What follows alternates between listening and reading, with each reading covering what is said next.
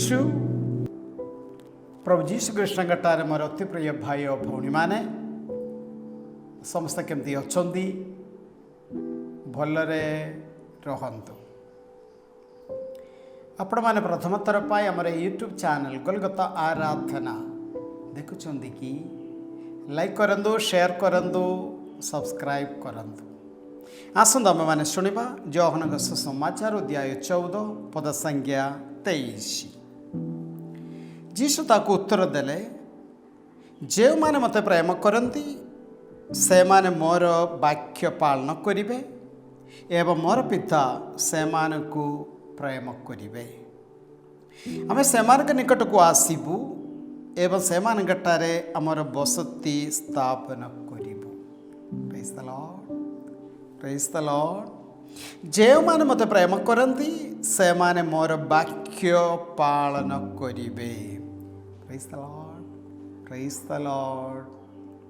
ନିଶ୍ଚୟ ଆମର ସାଧାରଣ ଆମ ଜୀବନରେ କୌଣସି ବ୍ୟକ୍ତିମାନଙ୍କୁ ଆମେ ପ୍ରେମ କଲାବେଳେ ସେ ପ୍ରେମ ନିଶ୍ଚୟ ଆମେ ପ୍ରକାଶ କରିବାକୁ ଆମେ ଚେଷ୍ଟା କରିବୁ। ଆଉ ସେମିତି ପ୍ରକାଶ କରିନଥିବା ପ୍ରେମର କିଛି ମୂଲ୍ୟ ରହେ ନାହିଁ ସାଧାରଣ। ହେଲେ ଯୀଶୁ ସ୍ପଷ୍ଟ ଭାବରେ କହନ୍ତି, ଯେଉଁମାନେ ମୋତେ ପ୍ରେମ କରନ୍ତି ସେମାନେ ମୋର ବାକ୍ୟ ପାଳନ କରିବେ। ଯୀଶୁ କହୁଛନ୍ତି, କେମିତି ଯୀଶୁ ଜାଣିବେ ଆମେ ଯୀଶୁଙ୍କୁ ପ୍ରେମ କରୁଛୁ ବୋଲି? ଯୀଶୁ କହୁଛନ୍ତି ଆମେ ତାଙ୍କର ବାକ୍ୟ ପାଳନ କରିବା ଦରକାର। ହେଲେ ଯୀଶୁ ଆମ ଜୀବନ ପାଇଁ ସେ କରିଥିବା ସେ ଯୋଜନା ଆମେ ବୁଝିବା ଦରକାର। ଆଉ ତାଙ୍କର ଶିକ୍ଷା ପରିଶେଷରେ ଆମ ସମସ୍ତଙ୍କୁ ଯେମିତି ସ୍ୱର୍ଗ ଆଡ଼କୁ ନେବା ପାଇଁ ହିଁ ଯୀଶୁଙ୍କର ଯୋଜନା। ହେଲେ ତା ଅନୁସାରେ ଆମେ ଜୀବନଯାପନ କରିବା ଦରକାର। ହେଲେ ଏ ଦିଗରେ ଆମେ ଯିବା ମାର୍କୋଙ୍କ ସୁସମାଚାର ଅଧ୍ୟାୟ 7 ପଦ ସଂଖ୍ୟା 24 ଆମେ ଶୁଣିବା। ଅତଏବ ଯେ ମୋର ଏହିସବୁ କଥା ଶୁଣେ ଓ ପାଳନ କରେ ସେ ସେହି ବୁଦ୍ଧିମାନ ମନୁଷ୍ୟ ସଦୃଶ ଯିଏ ପ୍ରସ୍ତର ଉପରେ ଗୃହ ନିର୍ମାଣ କରୁଥିଲା। ବର୍ଷା ହେଲା, ବନ୍ୟା ଆସିଲା ଓ ଝଡ଼ ବତାସ ବହିଲା ଓ ସେ ଘରକୁ ଧକ୍କା ମାରିଲା, ତଥାପି ତାହା ଭୁଷୁଡ଼ିଲା ନାହିଁ, କାରଣ ଏହା ପ୍ରସ୍ତର ଉପରେ ସ୍ଥାପିତ ଥିଲା। ପ୍ରେଜ୍ ଦ ଲର୍ଡ, ପ୍ରେଜ୍ ଦ ଲର୍ଡ। ହେଲେ ଯୀଶୁଙ୍କ ଆଡ଼କୁ ଥିବା ଆମର ପ୍ରେମର ପ୍ରମାଣ ଯୀଶୁ ଆମ୍ଭମାନଙ୍କୁ କହିଲେ ଆମେ ତାଙ୍କର ବାକ୍ୟ ପାଳନ କରିବା ଯୋଗୁଁ ଯୀଶୁ ଜାଣିବେ ଯେ ସତରେ ଆମେ ଯୀଶୁଙ୍କୁ ଆମେ ପ୍ରେମ କରୁଛୁ। ଆଉ ନିଶ୍ଚୟ ଯୀଶୁଙ୍କୁ ଆମେ କିଛି ପ୍ରାର୍ଥନା କରିବା ପୂର୍ବେ, ଯୀଶୁଙ୍କୁ ଆମେ ଆରାଧନା କରିବା ପୂର୍ବେ ପ୍ରଥମ ଯୀଶୁଙ୍କୁ ଆମେ ପ୍ରେମ କରିବା ଦରକାର। ଆଉ ଖାଲି ବାକ୍ୟ ଶୁଣିଲେ ହେବ ନାହିଁ, ସେ ବିଷୟରେ ସଦାପ୍ରଭୁ କହନ୍ତି, ଅତଏବ ଯେ ମୋର ଏସବୁ କଥା ଶୁଣେ, ସେଟା ପ୍ରଥମ ଅଂଶ। ଦ୍ୱିତୀୟ ଅଂଶ, ଓ ପାଳନ କରେ ସେ ସେହି ବୁଦ୍ଧିମାନ ମନୁଷ୍ୟ ସଦୃଶ ଯିଏ ପ୍ରସ୍ତର ଉପରେ ଗୃହ ନିର୍ମାଣ କରୁଥିଲା। ଆମେ ପ୍ରତ୍ୟେକ ଜଣ ମୋର ଘର, କେଉଁ ଘର? ପାର୍ଥିବ ଘର ଠାରୁ ସ୍ୱର୍ଗରେ ପହଞ୍ଚିବା ପାଇଁ ଆମକୁ ଯାହା ସବୁ ଦରକାର ତାର ପ୍ରସ୍ତୁତି, ଅନନ୍ତକାଳ ଯୀଶୁଙ୍କ ସଙ୍ଗେ ରହିବା ପାଇଁ ଆମ୍ଭମାନଙ୍କୁ କ'ଣ ଦରକାର ସେ ପ୍ରସ୍ତୁତି ପଥର ଉପରେ କରିବା ମାନେ ଏତିକି, ଯୀଶୁଙ୍କର ବାକ୍ୟ ଶୁଣିବା, ତା ଅନୁସାରେ ଜୀବନଯାପନ କରିବା। ବର୍ଷା ହେଲା, ବନ୍ୟା ଆସିଲା, ଝଡ଼ ବତାସ ବହିଲା ଆଉ ସେ ଘରକୁ ଧକ୍କା ମାରିଲା।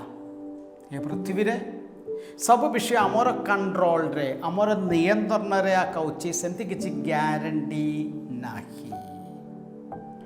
ବାରମ୍ବାର ବିଷୟ ଗୁଡ଼ିକ, ପରିବେଶ, ଅନ୍ୟ ବ୍ୟକ୍ତିମାନଙ୍କର ବ୍ୟବହାର, ତାହା ଘର ଭିତରେ ହେଉ, ସାହିରେ ହେଉ, ମଣ୍ଡଳୀରେ ହେଉ, ସମାଜରେ ହେଉ, ବିଶେଷ କରି ବ୍ୟକ୍ତିଗତ ସମ୍ପର୍କ ଗୁଡ଼ିକରେ ଅନ୍ୟମାନେ କ'ଣ ଭାବୁଛନ୍ତି, କ'ଣ ଭାବିବେ, କ'ଣ କହିବେ, କ'ଣ କରିବେ, ତା ଉପରେ ଆମର ବେଶୀ ନିୟନ୍ତ୍ରଣ କଣ୍ଟ୍ରୋଲ ଆମର ନାହିଁ।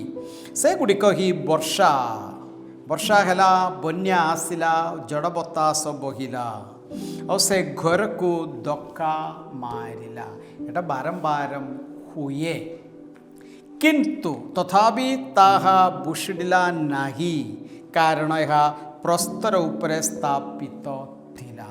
ଯେଉଁ ବ୍ୟକ୍ତିମାନେ ପ୍ରଭୁଙ୍କର ବାକ୍ୟ ଉପରେ ନିଜର ଜୀବନୀର ଭିତ୍ତିମୂଳ ପକେ ସେମାନେ ଠିଆ ହେବେ।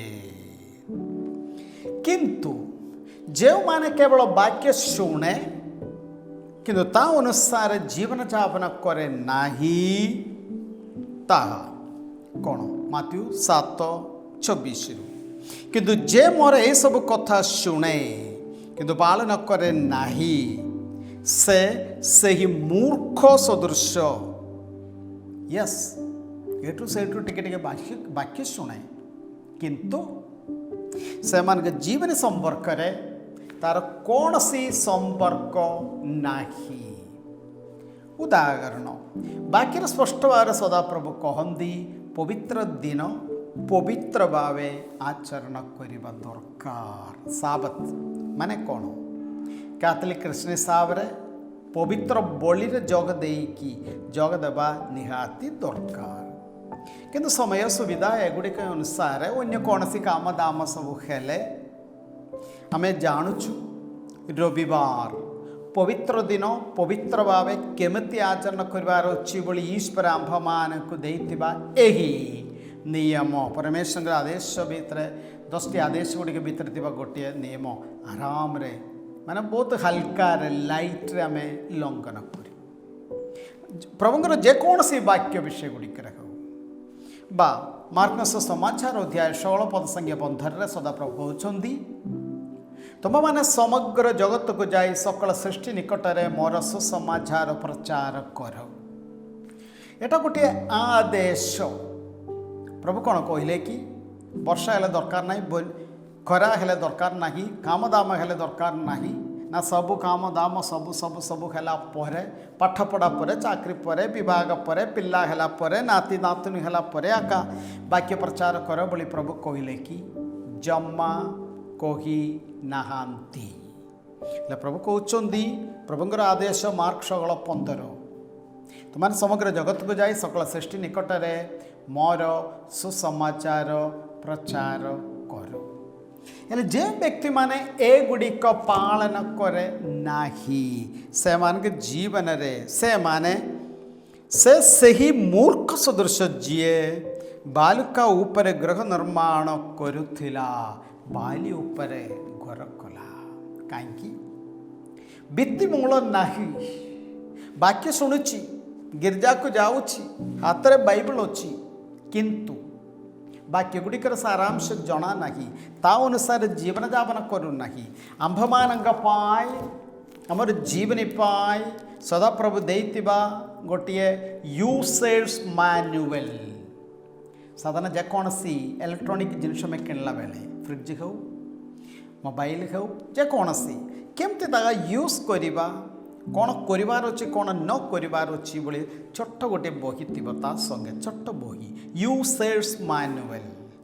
ହେଲେ ଈଶ୍ୱର ମନୁଷ୍ୟକୁ ଦେଇଥିବା ୟୁସେଜ୍ ମାନୁଆଲ୍ ହେଉଛି ବାଇବଲ। କ'ଣ ଆମେ କରିବାର ଅଛି, କ'ଣ ନ କରିବାର ଅଛି, ସ୍ପଷ୍ଟ ଭାବରେ ଏଠି ଲେଖା ଅଛି। କେତେ ଲୋକମାନେ ଏହା ପଢ଼ିବେ କିନ୍ତୁ ମନ ଇଚ୍ଛାରେ ଜୀବନଯାପନ କରିବେ। ସେ ବ୍ୟକ୍ତି କିଏ? ସେ ସେହି ମୂର୍ଖ ସଦୃଶ ଯିଏ ବାଲି ଉପରେ ଗୃହ ନିର୍ମାଣ କରୁଥିଲା।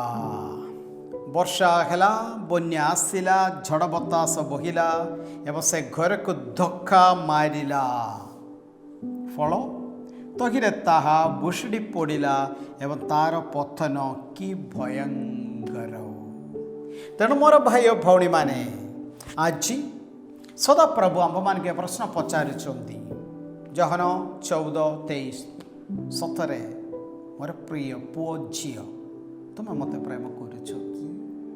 ସତରେ ଯଦି ମୋତେ ତୁ ପ୍ରେମ କରୁଛୁ, ମୋର ଆଦେଶ ଗୁଡ଼ିକ ପାଳନ କର।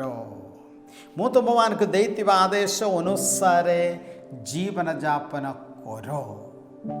ଆହୁରି ବିଶେଷ କରି ପ୍ରସ୍ତର ଉପରେ ନିର୍ମିତ ଘରର ଦୃଷ୍ଟାନ୍ତରେ ପ୍ରଭୁ ସ୍ପଷ୍ଟ ଭାବରେ ଆମ୍ଭମାନଙ୍କୁ କହୁଛନ୍ତି, ପ୍ରସ୍ତର ଉପରେ ଆମର ଘରର ଭିତ୍ତିମୂଳ ହେବା ଦରକାର। ଆସନ୍ତୁ ପ୍ରାର୍ଥନା କରିବା, ପ୍ରଭୁ ମୋର ଘରର ଭିତ୍ତିମୂଳ ଯେମିତି ପଥର ଉପରେ ରହିବ। ତା ପାଇଁ ବାକ୍ୟ ଶୁଣିବା, ବାକ୍ୟ ଅନୁସାରେ ଜୀବନ ଯାପନ କରିବା, ତା ପାଇଁ ସଦା ପ୍ରଭୁ ସ୍ଥାପନ କରିଥିବା ସତ୍ୟ ମଣ୍ଡଳୀ କ୍ୟାଥୋଲିକ ମଣ୍ଡଳୀରେ ବିଶ୍ୱାସ କରିବା, ସଭ୍ୟମାନେ ହେବା। ଆମେନ୍। ପ୍ରଭୁ ଆପଣମାନଙ୍କ ସଙ୍ଗେ ରହନ୍ତୁ। ସର୍ବଶକ୍ତିମାନ ପରମେଶ୍ୱର ପିତା ଓ ପୁତ୍ର ଏବଂ ପବିତ୍ର ଆତ୍ମା ଆପଣମାନଙ୍କୁ ଆଶୀର୍ବାଦ କରନ୍ତୁ। ଆମେନ୍। ଜୟ ଯୀଶୁ।